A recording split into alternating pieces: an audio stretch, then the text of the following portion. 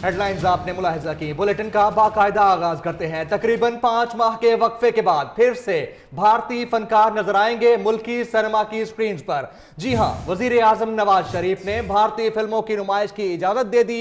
फिल्मों की नुमाइश के लिए एनओसी जारी करने का अमल भी शुरू कर दिया गया। अहम खबर से आपको आगाह करें। तकरीबन 5 माह के वक्फे के बाद फिर से भारतीय फनकार नजर आएंगे मुल्की सिनेमाओं की स्क्रीन पर। जी हां, वज़ीर आज़म नवाज शरीफ ने भारतीय फिल्मों की नुमाइश की इजाजत दे दी। फिल्मों की नुमाइश के लिए एनओसी जारी करने का अमल भी शुरू कर दिया गया। अम्मी जान कहती थी,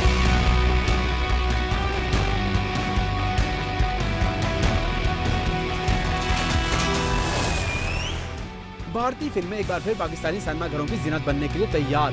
सिनेमा में फिर से खिड़की तोड़ रश लगेगा। वजीर आजम ने इंडियन फिल्मों की नुमाइश की इजाजत दे दी। इंडियन फिल्मों की बंदिश के हवाले से बनाई गई कमेटी ने बंदिश खत्म करने की सिफारिश की। वजीर इत्तलाआत ने समरी भेजी, जिसे वजीर आजम ने मंजूर कर लिया। जराये के मुताबिक ऋतिक रोशन की फिल्म काबिल को भी एनओसी जारी कर दिया गया। जल्द ही मरकजी और सूबाई सेंसर बोर्ड्स की इजाजत के बाद मुल्क भर में नुमाइश के लिए पेश की जाएगी। इम्कान जाहिर किया जा रहा है कि शाहरुख खान और माहिरा खान की फिल्म रईस भी आइंदा जुम्मे पाकिस्तानी सिनेमा घरों में रिलीज कर दी जाएगी।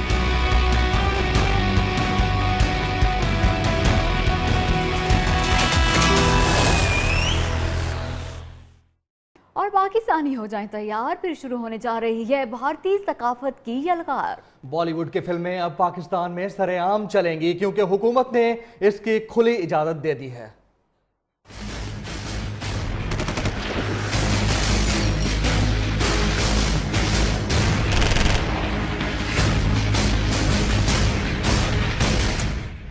कभी एलओसी पर हमले, फायरिंग और गोलाबारी, कभी सर्जिकल स्ट्राइक के दावे। News was given out by the Indian Army in a press conference this morning that India had carried out surgical strikes across the line of control in Pakistan-occupied Kashmir. कभी कश्मीरियों पर जुल्म बर्बरियत की इंतहा, कभी कलभूषण के जरिए हाई कमीशन में सिफारतकारों के जरिए जासूस का जाल बिछाना।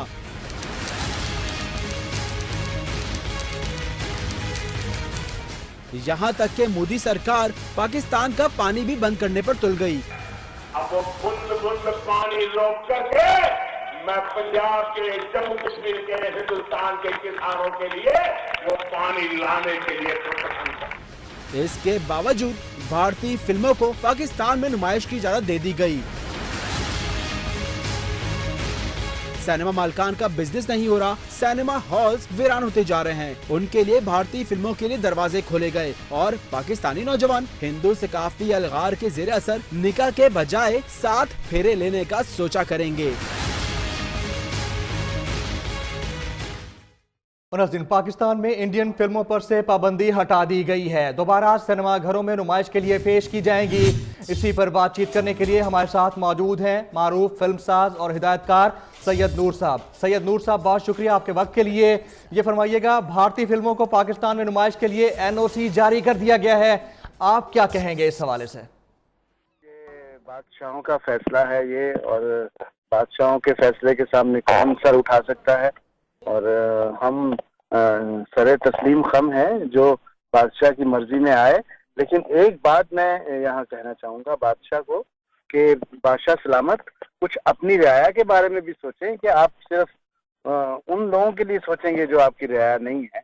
यहाँ इस रियाया में आपके फिल्म इंडस्ट्री भी बसती है जो पाकिस्तान की फिल्म इंडस्ट्री है। हिंदुस्तान की फिल्म इंडस्ट्री में के लिए तो आपने फिल्में खोल दी। जी, लेकिन सैयद नूर साहब, नुमाइश के हामी तो ये कहते हैं कि इससे मुकाबला बढ़ने की वजह से पाकिस्तानी फिल्म इंडस्ट्री तरक्की की राह पर गामजन हो जाएगी, तो इस बारे में आप क्या कहेंगे? से रिवाइव होगी। बहरहाल मैं इस मामले में बहस में नहीं पढ़ना चाहता।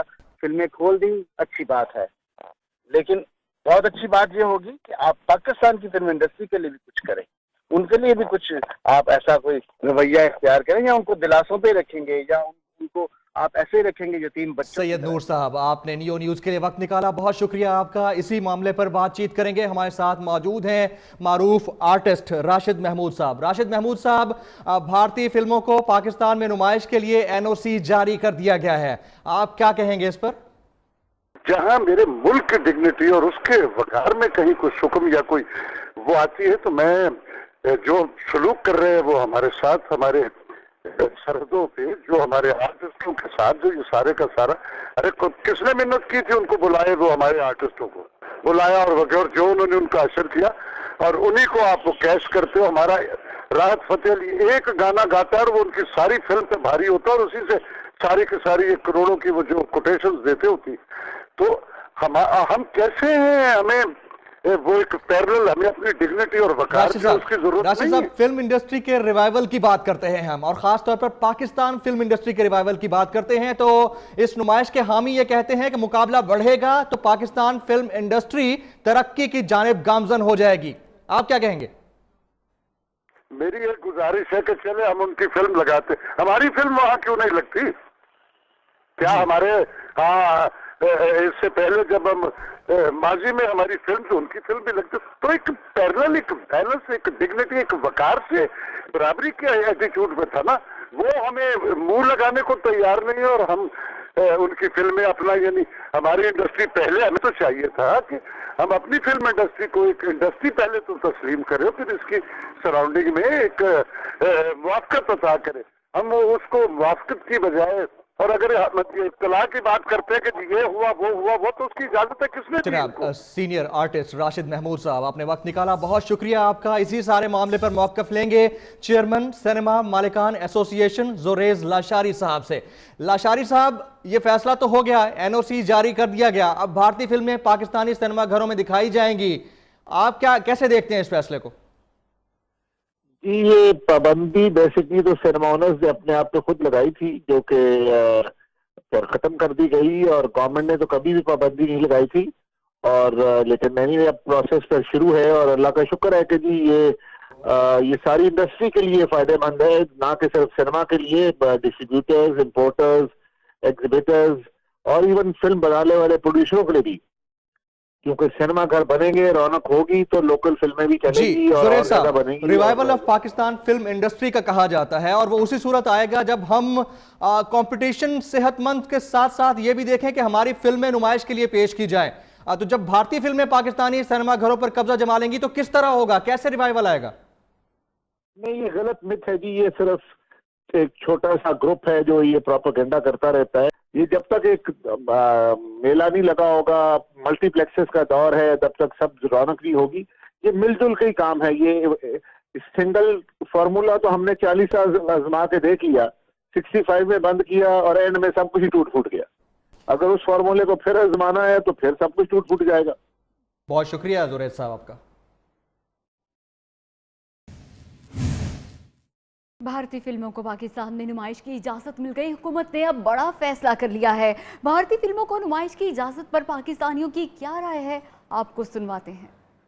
वो हमेशा से हमारे खिलाफ प्रोपेगेंडा करता रहा है, और भारतीय मीडिया की जो सकाफती यलगार चलती है, यानी भारतीय मीडिया के ज़रिए हम ये एक मगरिब की सकाफती यलगार है और इंडिया की सकाफती यलगार है। आए दिन उनके कोई रॉ एजेंट या इतने इश्यूज़ क्रिएट होते हैं, तो उसके लिए हमें चाहिए कि उनसे बिल्कुल बायकॉट करें। हमारी अपनी फिल्म इंडस्ट्री इससे काफ़ी मुतासर होती है। हमें उन जो ममालिक हैं, बेशक इंडिया है कोई भी है, उनकी चीज़ों को प्रमोट नहीं करना चाहिए। जहाँ तक इंडिया का ताल्लुक है, वो अज़ल से ही हमारा दुश्मन रहा है, उसने कभी एक दिन के लिए हमें तस्लीम नहीं किया, और उससे भी बढ़कर वो हमारे पानी रोक रहा है, हमारी जो है वो जो ज़मीनों को बंजर कर रहा है, और उस तरफ कश्मीरियों के साथ जो जुल्म सितम हो रहे हैं। मेरे ख्याल में ये तो अगर हम ऐसा करेंगे, इसकी इजाज़त देंगे, तो ये तो फिर इंडिया के साथ मिलने वाली बात है। ये तो बिल्कुल बाइकाट होना चाहिए। जिसको ज़्यादा अपना तकलीफ है वो अपने घर चला लिया, हुकूमत वाले अपने घर चला लिया करें। इंडियन फिल्मों में बेहयाई ज़्यादा पाई जाती है, और वो उनके मज़हब के हिसाब से फिल्में दिखाई जाती हैं। तो आपको बताएं कि बॉलीवुड के मारूफ प्रोड्यूसर और डायरेक्टर संजय लीला भंसाली मुश्तिल अफराद के गुस्से का निशाना बन गए। थप्पड़ पड़े, कपड़े भी फट गए। अहम खबर से आपको आगाह करें, आपको बताएं कि बॉलीवुड के मारूफ प्रोड्यूसर और डायरेक्टर संजय लीला भंसाली मुश्तिल अफराद के गुस्से का निशाना बन गए। फिल्मों में जन्नाटेदार थप्पड़ों की गूंज सुनने वाले संजय लीला भंसाली खुद थप्पड़ का शिकार। जयपुर में पद्मावती के सेट पर मुश्तिल अफराद ने धावा बोल दिया और हदायतकार संजय लीला भंसाली को न सिर्फ थप्पड़ मारा बल्कि उनके कपड़े भी फाड़े।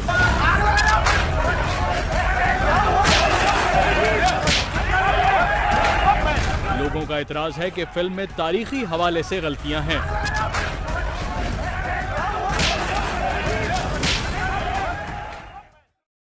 आगे बढ़ते हैं, आपको यहां पर एक और अहम खबर देंगे। वजीर मुमलिकत बराए निजकारी मोहम्मद जुबैर को गवर्नर सिंध लगाने का फैसला कर लिया गया है। वजीर आजम नवाज शरीफ ने तवील मुशावरत के बाद मोहम्मद जुबैर के नाम को हतमी शक्ल दे दी है। अहम खबर से आपको आगाह करें, सेनेटर मुशाहिदुल्लाह और निहाल हाशमी के नामों को ड्रॉप कर दिया गया है।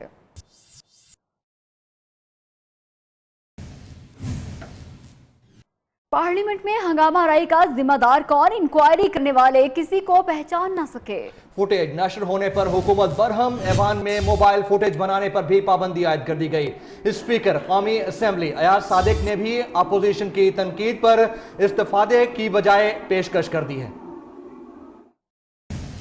स्पीकर कौमी असेंबली सरदार अयाज सादिक की ज़ेर सदारत इजलास शुरू हुआ तो स्पीकर ने कहा कि गुज़श्ता रोज होने वाली हंगामा आराई इंतहाई अफसोसनाक है, जिसको रोकने के लिए इक़दामात की बहुत जरूरत है।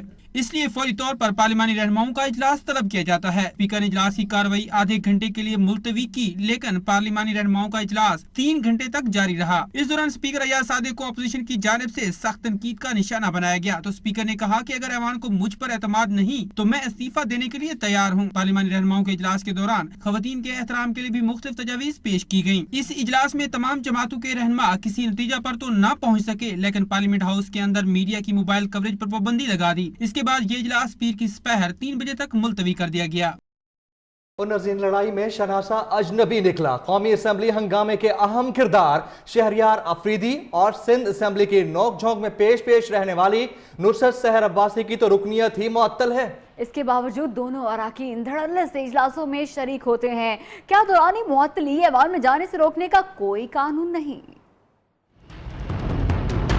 कौमी असेंबली में हंगामा रहे के मरकजी किरदार शहरियार अफरीदी और सिंध असेंबली की गर्मा गर्मी में पेश रहने वाली नुसरत सहर अब्बासी की रुकनियत पहले से मुअत्तल। दोनों अफराद इजलासों में कैसे शरीक हो जाते हैं? पाकिस्तान का कानून साज ऐवानों में मुअत्तल अरकान को एंट्री कौन सा कानून देता है? हंगामा राय वाले रोज कौमी असेंबली के स्टाफ ने शहरियार अफरीदी को गेट पर रोका, लेकिन जब पीटीआई के दीगर अरकान पहुँचे तो वो भी उनके साथ अंदर चले गए। मुअत्तली के बावजूद नुसरत सहर अब्बासी इजलासों में जाती हैं और आए रोज असेंबली में होने वाले हंगामों का मरकजी किरदार बनती हैं। इलेक्शन कमीशन फहरिस्त के मुताबिक कौमी असेंबली से 1, पंजाब असेंबली के 2 और सिंध असेंबली के 17 अरकान की रुकनियत मुअत्तल है। मुअत्तल अरकान को ऐवान में दाखिल होने से रोकने के लिए क्या इकदाम किए जाएं? कानून साज इदारों को इस पर भी सोचना होगा। नाज़रीन, कौमी असेंबली के आइंदा इजलास में भी गर्मा गर्मी का इम्कान रहा। आबिद शेर अली धाड़ने लगे, कप्तान और वाइस कप्तान को निशाने पर रख लिया। लीगी कारकुन मियां अब्दुल मनान ने हंगामा राय का जिम्मेदार जमशेद दस्ती को करार दिया। अहम खबर अपने नाजरीन तक पहुंचा रहे हैं। कौमी असेंबली के आइंदा इजलास में भी गर्मा गर्मी आज देखने को मिली। आबिद शेर अली धाड़ने लगे, कप्तान और वाइस कप्तान को निशाने पर रख लिया। लीगी रुकन मियां अब्दुल मनान ने भी हंगामा राय का जिम्मेदार जमशेद दस्ती को ठहरा दिया।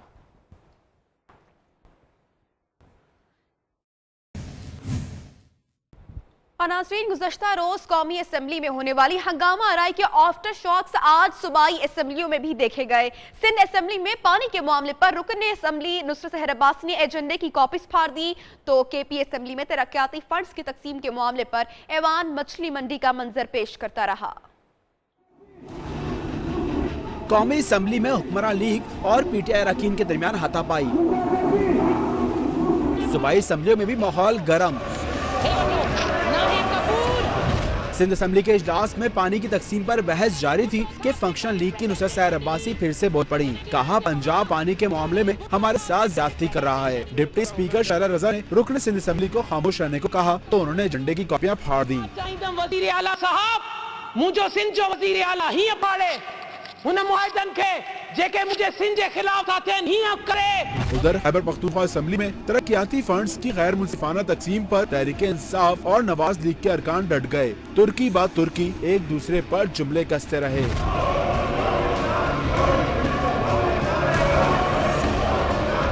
शायद जुमेरात के रोज कौमी असेंबली में भड़कने वाली आग की तपिश थी कि खैबर पख्तूनख्वा असेंबली में दोनों जानिब के अरकान गो नवाज गो और रो इमरान रो के नारे लगाते रहे।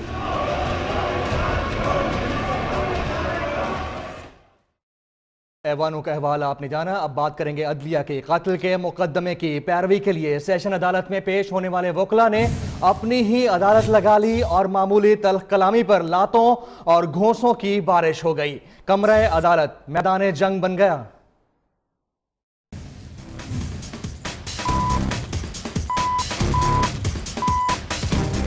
अदालत का तकद्दुस खुद रखवालों ने पामाल कर दिया। कमरा अदालत में वकला ने अपनी ही अदालत लगा ली। लड़ने के लिए कोई और ना मिला तो वकला आपस में ही उलझ पड़े। लाहौर के वकला की अदालत में हंगामा आराई की एक और फुटेज सामने आ गई। क्या कानून की किताबें और क्या मुकदमात की फाइलें, जिसके हाथ जो आया उसका खूब एक दूसरे पर इस्तेमाल किया। हुआ लातों और घूसों का आजादाना इस्तेमाल। देगर वकला भी बीट बचा कराने में नाकाम रहे। शेब अली, न्यूज़, लाहौर। वक्त हुआ है ब्रेक का। ब्रेक के बाद आपको दिखाएंगे। मन से बड़े हो गए, अब हम इस उम्र के इस हिस्से पे आ गए, अभी तक हमने ये काम नहीं देखा। कराची की गलियों में अब पाँव नहीं टकमगाएगा।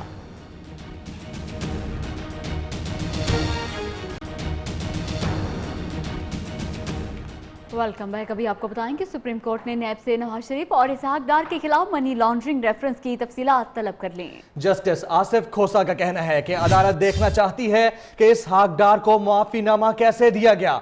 सुप्रीम कोर्ट ने विरासती जायदाद की तकसीम और तहाइफ की तफसीलात जमा कराने के लिए वजीर आजम के वकील को पीर तक की मोहलत दे दी।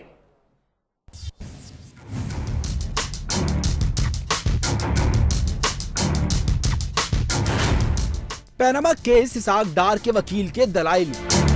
सुप्रीम कोर्ट ने मनी लॉन्ड्रिंग केस में इसहाक डार को माफी की तफसीलात तलब कर ली।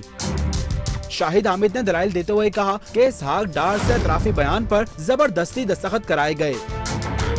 इसहाक डार को पहले माफी मिल गई थी, जबकि एतराफी बयान बाद में रिकॉर्ड हुआ। बेंच के सरबरा जस्टिस आसिफ सईद खोसा ने कहा कि बज़ाहिर लगता है कि पहले इसहाक डार को माफी दी गई, जिसके बाद एतराफी बयान रिकॉर्ड कराया गया। अगर माफी पहले दी गई और फिर बयान रिकॉर्ड हुआ तो मुल्जिम गवाह बन जाता है। अदालत ने प्रोसिक्यूटर जनरल नैब को भी अदालती मुआवनत के लिए बुलाया। इससे पहले वज़ीर आज़म के वकील मखदूम अली खान ने इस्तदा की कि उन्हें विरासती जायदाद की तकसीम और ताहिफ की तफसीलात जमा कराने के लिए पीर तक मोहलत दी जाए। अदालत ने उन्हें पीर तक मोहलत देते हुए केस की समाअत मुलतवी कर दी। पनामा केस पर सियासी हरीफों की लफ्जी जंग आज भी जारी रही। इमरान खान कहते हैं कि वज़ीर आज़म ने कुछ सच नहीं बोला। झूठा खत पेश करने पर नवाज शरीफ को जेल में डाला जाए। कप्तान के जवाब में हुकूमती दस्ते ने भी तनकीद के निश्तर चलाए। जुनून बा मुकाबला नून, आप भी देखिए।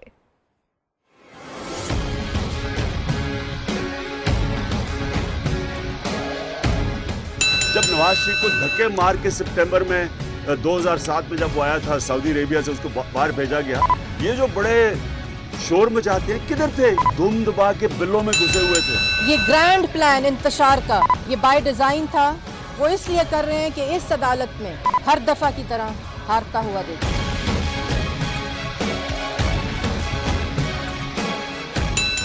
ना नेशनल एड्रेस में, ना असेंबली में, कतरी कहीं नहीं था। और सुप्रीम कोर्ट में आके कतरी का नाम ले लिया इन्होंने। शाह महमूद, जहांगीर तरीन और इमरान खान, दरबार के पैसों की ट्रेल भी चाहिए, आपके वालदैन की भी चाहिए, और खान साहब आपकी औलाद की भी ट्रेल चाहिए। दानियाल है, तलाल है, एक हमारा भाई है मोहसन, इनको कुछ ना कुछ तो देना बनता है। अगर इनको कुछ नहीं देंगे तो इनका जो दिमागी हालत ऐसी है कि इस्लामाबाद में फिर इनको इस तरह से खुला छोड़ना बड़ा मुश्किल।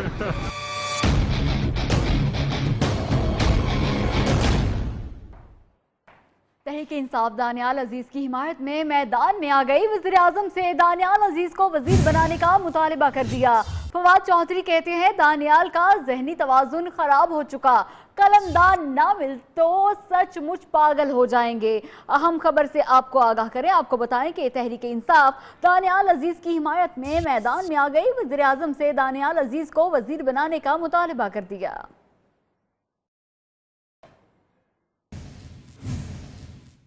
नाज़रीन, वज़ीर दाखिला चौधरी निसार कहते हैं कि मुल्क को करप्शन से पाक करने के लिए कोई भी संजीदा नहीं, सिर्फ नारे लगाकर कौम को बेवकूफ़ बनाया जा रहा है। मुल्क में अच्छे लोगों की अक्सरियत है। तरक्की के फैसले चौकों और चौराहों पर नहीं, पार्लियामेंट में होते हैं। जो मैं कह रहा हूं वो मेरे दिल के अंदर हो, मेरे खमीर के अंदर हो, मेरे ज़मीर के अंदर हो। ये नहीं कि मेरे पीछे, मेरे दाएं और बाएं करप्शन का बाजार गर्म हो और मैं आपको या किसी और को करप्शन के खिलाफ लेक्चर दे रहा हूं। किसी मुल्क ने भी जिन्हें तरक्की की है उसके फैसले चौकों और चौराहों पे नहीं हुए, उसकी अदालतों में हुए हैं और पार्लियामेंट के अंदर हुए हैं। जो मैं अफगानिस्तान में मौजूद कलदम तंजीमें 10 से 12 साल के बच्चों को खुदकुश हमलों के लिए तैयार करने लगी हैं। एक 10 साला बच्चे को हसास इदारों ने हिरासत में लिया तो इंकशाफ हुआ है कि अफगानिस्तान के इलाके कुनर में बच्चों को पाकिस्तान में हमलों के लिए तरबियत दी जा रही है। यह अहम खबर अपने नाज़रीन तक पहुंचा रहे हैं। अफगानिस्तान में मौजूद कल अदम तंजीमें 10 से 12 साल के बच्चों को खुदकुश हमलों के लिए तैयार कर रही हैं। एक 10 साला बच्चे को हसास इदारों ने हिरासत में लिया तो ये इंकशाफात सामने आए। इंडियन आर्मी चीफ ने खाना मरदमशुमारी के लिए फौज फराहम करने की मंजूरी दे दी है। मार्च में होने वाली मरदमशुमारी के दौरान 2 लाख फौजी सिक्योरिटी के फराइज सर अंजाम देंगे। मरदमशुमारी के लिए सिक्योरिटी का मसला हल, फौजी जवान जिम्मेदारी निभाएंगे, आर्मी चीफ ने मंजूरी दे दी। ISPR के मुताबिक कमर जावेद बाजवा ने मरदमशुमारी और खाना शुमारी के लिए सिक्योरिटी मंसूबे की मंजूरी दे दी। 2 लाख फौजी जवान हिफाजती इंतजामात और ऑपरेशन जिम्मेदारियां अदा करेंगे। मरदमशुमारी में मुसलसल ताखीर पर सुप्रीम कोर्ट ने नोटिस लेकर हुकूमत को हुक्म दिया था कि मार्च तक इंतजाम मुकम्मल किए जाएं। अगर मरदमशुमारी नहीं कराई तो वजीर आजम खुद अदालत में पेश हों। हुकूमत सिक्योरिटी मसाइल का कहकर मरदमशुमारी में दाखिल कराती रही, ताहम अब ये मामला भी हल हो गया। पाक चीन इक़्तिसादी राहदारी की हिफाजत के लिए एक और कदम, कराची शिपयार्ड में चीन के तामुन से 1500 टन वजनी मैरीटाइम पेट्रोल वेसल की तैयारी का आगाज कर दिया गया। पेट्रोल वेसल जदीद हथियारों और हसास आलात से लेस होगा। हेलीपैड के हामिल बहरी जहाज समंदरी हुदूद की हिफाजत, गश्त और पुलिसिंग के उमूर सर अंजाम देंगे। यहाँ एक ब्रेक, लेकिन उससे पहले न्यूज अपडेट्स।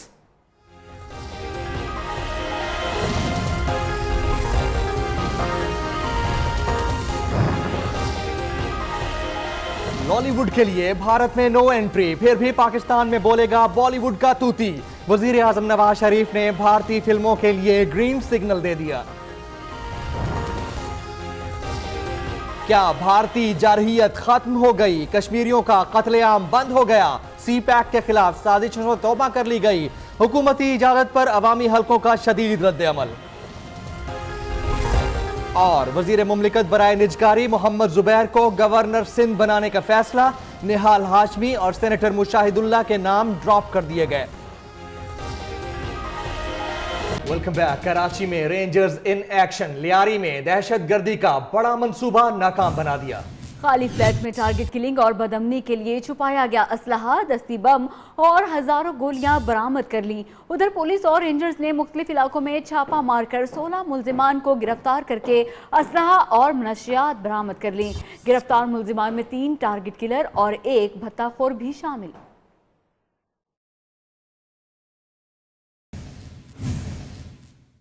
मुत्तहिदा कौमी मूवमेंट पाकिस्तान के रहनुमा कवर नवीद जमील को जमानत पर रिहा कर दिया गया। आरजी मरकज पर उनका इस्तकबाल किया गया और फारूक सत्तार कहते हैं कि मुझ समेत रहनुमाओं और कारकुनान पर दहशतगर्दी के मुकदमात दर्ज किए जाते हैं। MQM पर कायम होने वाले मुकदमात पर अदालती कमीशन कायम किए जाएं।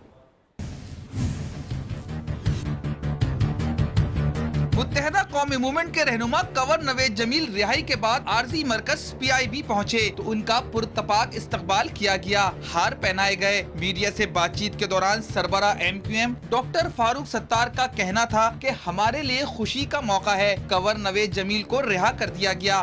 बेगुनाह कारकुनान, जिम्मेदारान, मुंतखब अरकान, राब्ता कमेटी का अरकान सब रिहा होंगे। कवर नवेद जमील का कहना था कि इनके लिए कैद कोई नई बात नहीं। तमाम ही लोग इस बात की गवाही देंगे कि मैं वहाँ पर नहीं था, लेकिन उसके बावजूद भी लगभग 150 दिन जेल में गुजार कर और 43 लाख रुपए की जमानतें सिर्फ उसी वाक़े की फारूक सत्तार ने कहा कि हमें उम्मीद है कि MQM के मजीद रहनुमाओं और कारकुनान को जल्द रिहा किया जाएगा। कैमरामैन खलील अहमद के साथ कामरान सुहेल, नियो न्यूज, कराची। पाक सरजमीन पार्टी की 29 जनवरी के जलसे के लिए कराची में रैली निकाली गई। रैली मुख्तलिफ इलाकों से होती हुई तिब्बत सेंटर पहुंच गई और यहां पर पहुंचकर इख्तिताम पजीर हुई। मुस्तफा कमाल कहते हैं कि सियारात खत्म हो गई, नया सवेरा शुरू हो रहा है। कराची के लोगों में इतनी ताकत है कि पूरे मुल्क के मसले हल कर सकते हैं।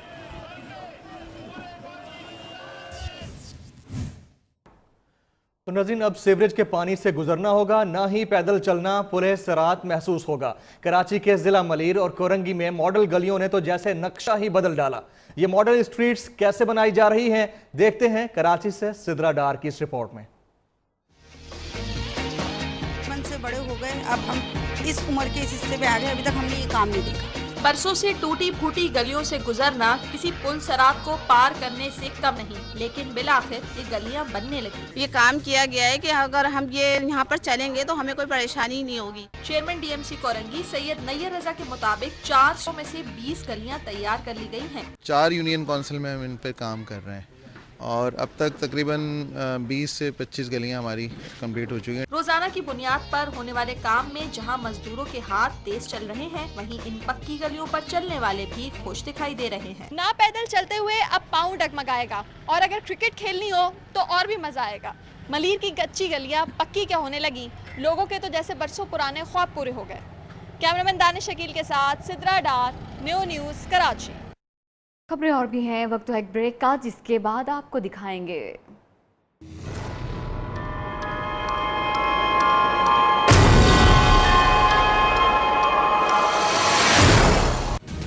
डोम्सडे क्लॉक 30 सेकंड आगे क्यों?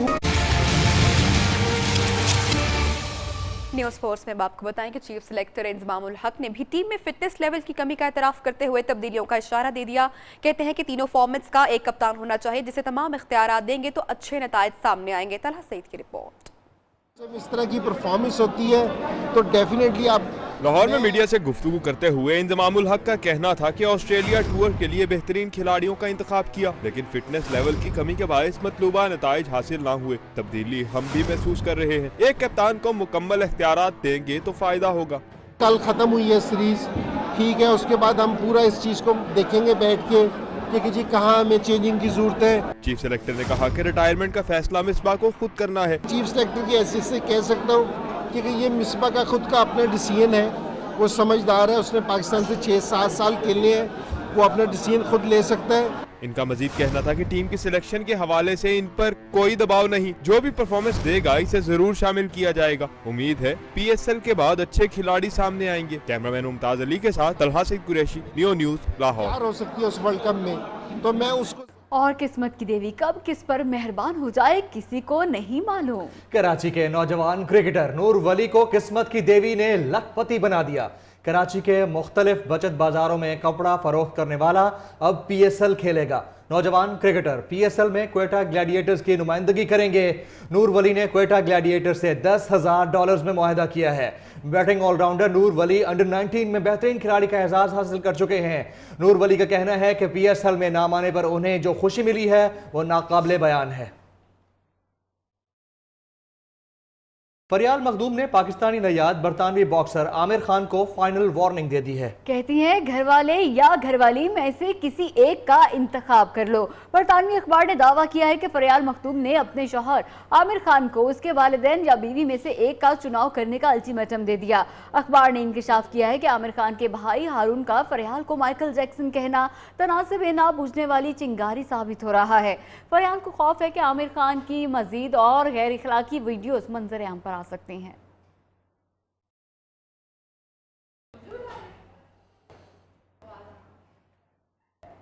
अमरीकी सदर इंसानियत की बका के लिए खतरा बन गए। साइंसदानों ने परेशान कुन इकदाम उठा लिया।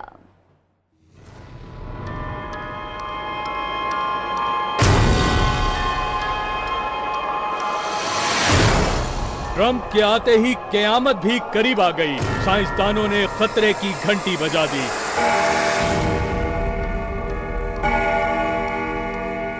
अलामती तौर पर आधी रात को दुनिया के खात्मे की निशानदही करते क्लॉक को 30 सेकंड आगे कर दिया गया है। अब आधी रात में 2.5 मिनट बाकी रह गए हैं। डूम्सडे क्लॉक के साइंसदानों के मुताबिक जोहरी हथियारों का इस्तेमाल और मौसमियाती तगय्युरात इंसान के लिए सबसे ज्यादा खतरनाक अवामिल हैं और ट्रंप इन दोनों संगीन मौज़ूआत पर इंतहाई गैर संजीदा रवैया रखते हैं। 1947 से शुरू होने वाली ये घड़ी रोज मॉनिटर की जाती है।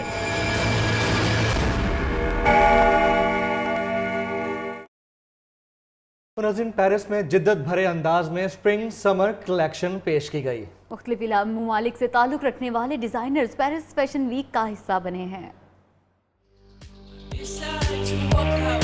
मलबूसात में भरे गए जिद्दत के रंग। फ्रांस के शहर पेरिस में हुआ फैशन शो का इनेकाद। चीन के फैशन डिजाइनर गाओ पाई ने फ्रांसीसी इनकलाब से मुतासिर होकर मलबूसात की कलेक्शन पेश की। अहम खबरें आपने जानी न्यूज बुलेटिन से। अब तक के लिए इतना ही। ताज़ा तरीन खबरों और उनके अपडेट्स के लिए आप देखते रहिए नियो न्यूज।